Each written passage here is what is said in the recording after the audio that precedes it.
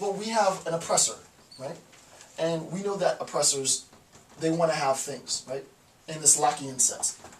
I want to say, look, I have good work ethic, and it's because of my good work ethic, it's because of my educational experience that I can mix my labor with things in the world.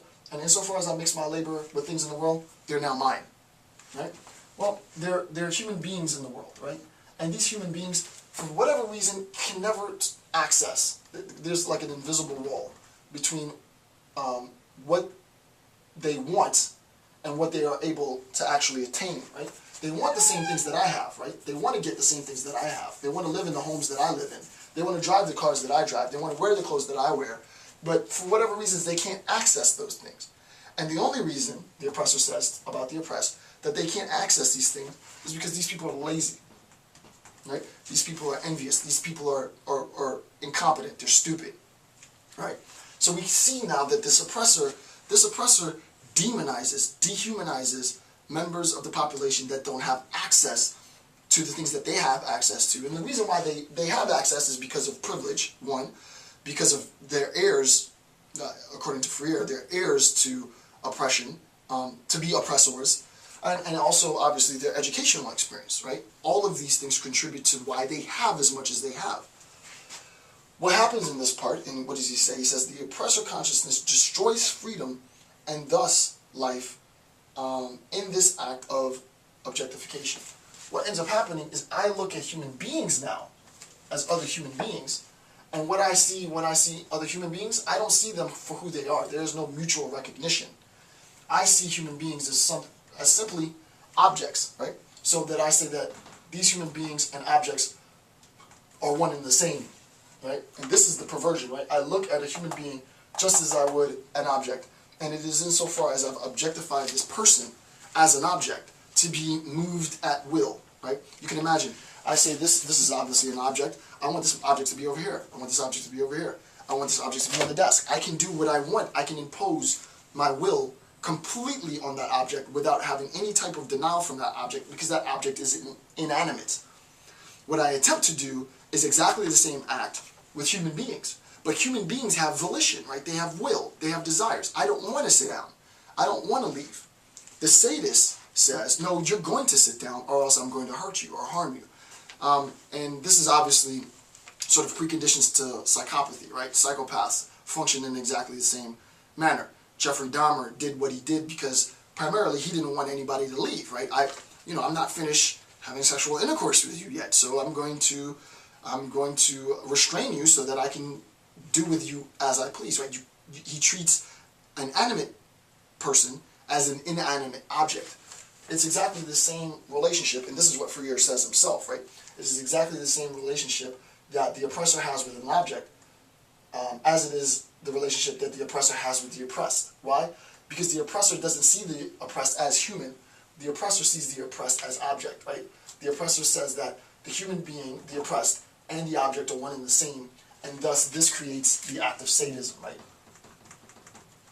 This is an act of sadism because I categorically fail to recognize the humanity in another human being, and I look at that human being as nothing other than an object to be moved at my will, right? And I take pleasure in the ability that I have to move populations and have them do as I please for my economic benefit, right? Thus, sadism, right? Thus the act of sadism. Okay, what ends up happening in this act of objectification is that the oppressor robs the oppressed of purpose, right? The oppressor is continually demonizing the oppressed, right?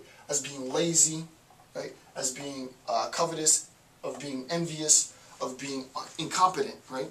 And we say, and the oppressor says that it's because they're lazy, it's because that they're incompetent, it's because they don't have any experience that they want to take from me, right? They're always wanting to take from me. But the true robber in the story, right? The true thief in the story isn't the oppressed, it's the oppressor. And what is it that the oppressor steals from the oppressed? According to Freire, the oppressor steals purpose, right? Steals motivation, purpose from the oppressed. Because the oppressed get accustomed to being simply moved from one place to another, simply denied. They accept their role as oppressed. And there's a great scene in the movie The Matrix 2 where Neo and Trinity and Morpheus go to see a gatekeeper of sorts. The guy played the character of a Frenchman, and his name was the Merovingi, right? And the Merovingi had some knowledge that Neo wanted. So Neo goes to him in a classical scene, and he's like, "Hey, Merovingi, I need to get this thing from you." And Merovingi said, "Well, how did you come to see me?" And he says, "I was sent to you by the Oracle," right? If you haven't seen The Matrix, you need to go see it. It's The Matrix 2. You're not going to understand this if you haven't seen it, but basically what ends up happening is the Merovingi says, "You know, it's interesting that you want something from me, but how did you get here? How did you get to see me today?" He says, "I was sent to you by the Oracle." And he says, "You think you have purpose, right? But you don't have any purpose. You are here because someone told you to be here. You didn't come here of your own volition." And that's the same idea, right? The idea is that I have robbed the oppressed group of purpose, right? The reason why the oppressed group exists is to satisfy my desire.